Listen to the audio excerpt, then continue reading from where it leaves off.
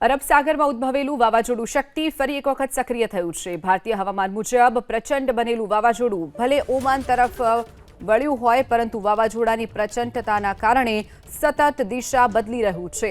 6 ઓક્ટોબરથી વાવાઝોડું ગુજરાત તરફ ફરી એક વખત યુટર્ન લે તેવી પણ શક્યતા સેવાઈ રહી છે।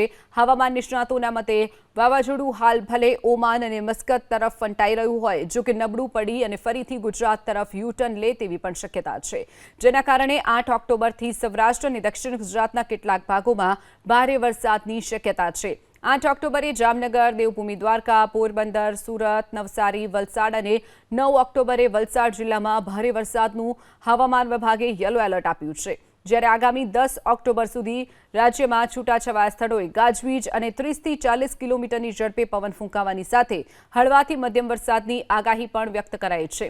શક્તિશાળી વાવાઝોડાના કારણે ભારે પવનને લઈ હવામાન વિભાગે માછીમારોને આગામી 5 દિવસ સુધી દરિયો ન ખેડવાની પણ સખ્ત સૂચના આપી છે। હાલ વાવાઝોડાના કારણે ગુજરાતના દરિયાકાંઠાના વિસ્તારમાં જબરજસ્ત કરંટ પણ જોવા મળી રહ્યો છે।